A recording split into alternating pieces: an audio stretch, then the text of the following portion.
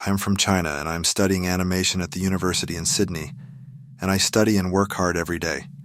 I finished my work at night and decided to go for a drive in my car. The weather was completely dark, and without the light of the car, you couldn't see anything properly, and that made the atmosphere there scary. A little later, I slowed down because of the mountainous and winding road.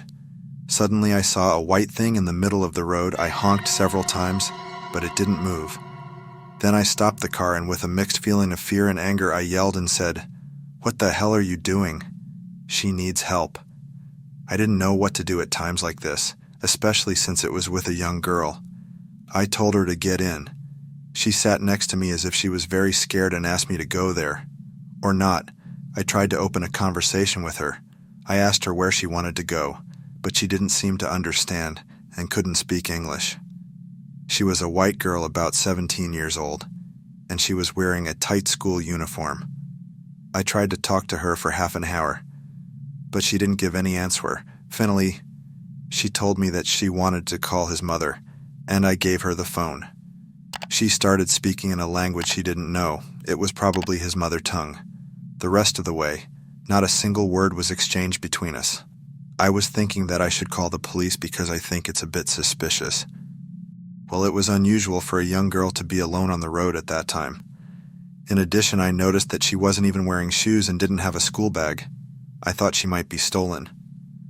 I decided to stop by a gas station around the clock.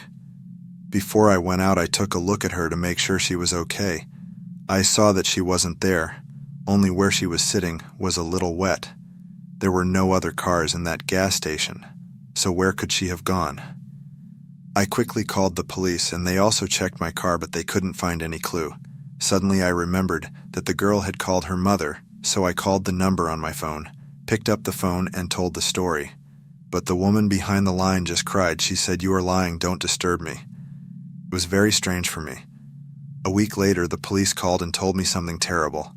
It seems that 30 years ago, a Greek immigrant family lost their daughter and then found out that her boyfriend had stolen and killed her. The police said that the girl was only 17 years old at the time of her death. I couldn't believe that the girl I drove that night was the wandering spirit of the same girl who was killed 30 years ago. So how did she know how to work with my phony?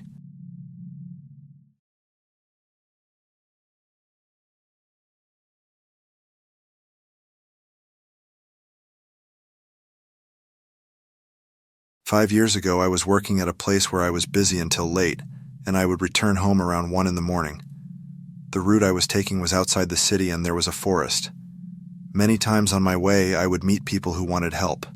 That's why I always have extra fuel, battery connection, cable, and tools. I was driving on a rainy night when I saw a car parked on the side of the road with its headlights on. I stopped in front of the car and got out to see what the problem was. When I got out of the car, 2 guys around 20 years old came towards me. I said, "What's wrong?" One of them said, "Our car won't start. Can you help us?" I don't know why, but I didn't feel good about those boys and I thought I should concentrate. I told them to knock on the hood of the car.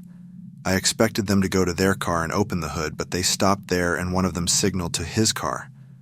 When I looked at their car, I saw that there were 2 other people in it. It was there that I really felt something was wrong. I raised the hood and took a quick look. I saw one of the men shaking his head at the one who was inside the car.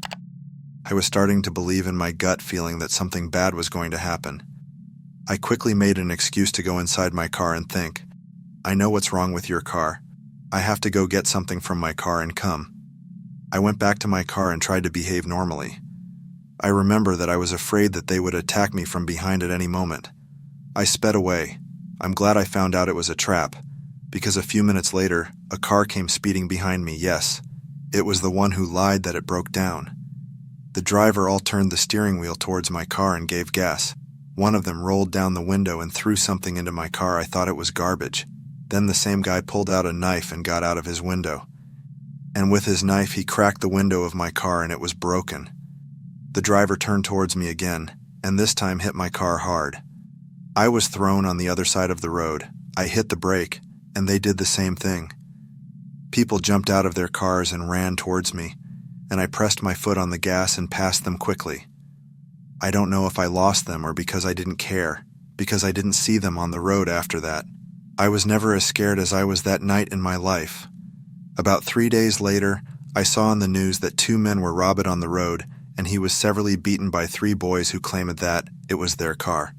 On the broken road, I am happy that I trusted my feelings and left there.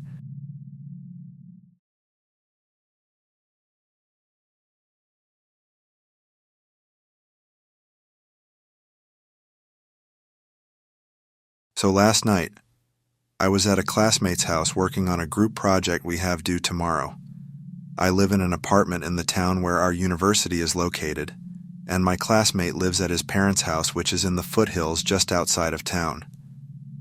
In order to get to the house, you have to drive along a relatively secluded and narrow 2-lane road for about 5-6 miles. We started working on the project at about 6 p.m., and I ended up hanging around for a while after we had finished our working.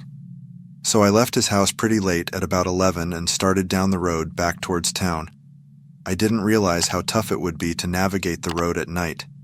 There were no streetlights, and the road was unkept and riddled with potholes. On top of this, I had no cell service, so I had to drive very slowly to make sure I didn't blow out one of my tires since I had used my spare a couple of weeks back. I figure I was about 3 miles from the house when I rounded a tight corner and saw a pickup truck with a camper shell parked diagonally across the road. The manner in which it was parked completely impeded my path, and I couldn't drive around it because there was a gully on both sides of the road. The only way for me to go at this point was backward, where there was a pull-off that I could use to turn my car around. At first I couldn't see inside the cab, but when I turned on my high beams I saw that there was a man slouched over in the driver's seat, his head resting against the steering wheel, as if he had been knocked out after a bad accident. I immediately sensed something was wrong. The way his car had just coincidentally come to rest in a position that totally blocked the road was a big red flag for me. I had heard stories of people playing dead in the road as a way to lure unsuspecting people out of their cars so they could rob them. I decided, and elected to go back to my classmate's house and explain what was going on. I threw the car into reverse and kept my eyes darting back and forth between my rear view and the truck.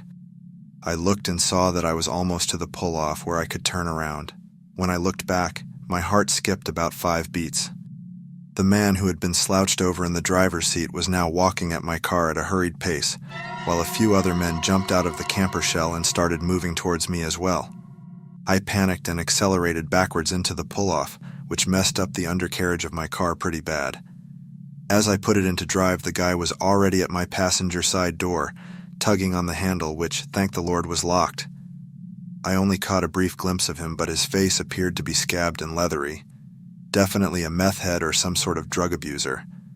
I sped away and didn't slow down at all until I reached the house, constantly checking my rear view to see if they were following.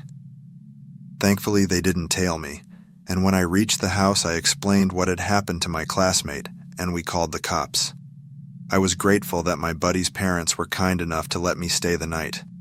They didn't find anyone on the road matching the description, but I filed an incident report and they told me they would be on the lookout for similar vehicles and suspicious activity. I'm still so shook up over it. I keep getting the same adrenaline rush I got when I saw the guy charging me whenever I think about it.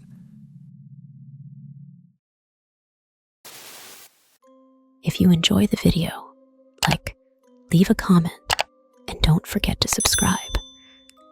And if you want to support us, share it to your bestie.